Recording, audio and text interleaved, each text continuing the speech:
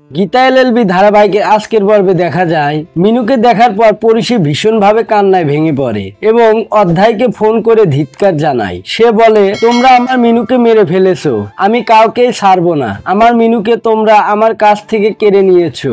অধরা ফোনটা নিয়ে বলে, আমরা কোর্টে প্রমাণ করে দেব মিনু নেশাগ্রস্ত মাতাল ছিল। এরপর গীতা ফোনটা নিয়ে বলে, এবার যদি আমার মুখ চলে আপনার ক্যারিয়ার সার্টিফিকেট দেওয়া বন্ধ হয়ে যাবে। মিনু কেমন ছিল সেটা আমি কোর্টে প্রমাণ করে দেব।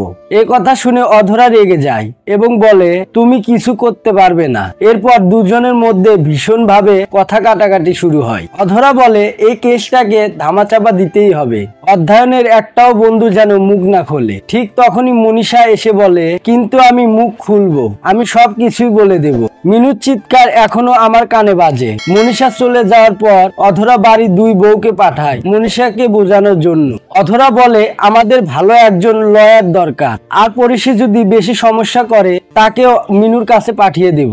অন্যদিকে পঙ্কজ থানায় অধ্যায়ের বন্ধুদের গুলি চালিয়ে ভয় দেখায়। অধ্যয়নকে ফোন করে বলে, তোর মুখ থেকে সত্যি আমি বের করবই। অধরা তখন পঙ্কজকে ভয় দেখানোর চেষ্টা করে, কিন্তু পঙ্কজ উল্টে বলে, মিনুর হত্যাকারীরা কেউ বাঁচবে না, আপনাদের আমি ঠিক জায়গায় পৌঁছে দেব। অধরা অধ্যায়কে বলে, গীতাকে থামাতে ভজন মিস্ত্রিকে হায়ার করেছি, এখন আর কোনো ভয় নেই। পরের দিন সকালে ভজন সিনহা বাড়িতে এসে সে বলে, এরকম ছোটখাটো কেস আমি সহজেই সামলে নিই। একজন পরিচালিকার মৃত্যু নিয়ে কারো মাথা ব্যথা নেই, কিছুই ভাববেন না। অধরা তখন বলে, আমার শুধু একজনকেই ভয়, সে হলো পরিশী। পরিশী যে কোনো মুহূর্তে সব ঘুরিয়ে দিতে পারে, কারণ সে বড় সাক্ষী। এদিকে গীতা পরিশীকে বলে, আজকে কোর্টের রায় আছে, আমাদের যেতে হবে। তাহলে বন্ধুরা কি হতে চলেছে আগামী পর্বে দেখতে হলে আমাদের চ্যানেলটি সাবস্ক্রাইব করে পাশেই থাকুন।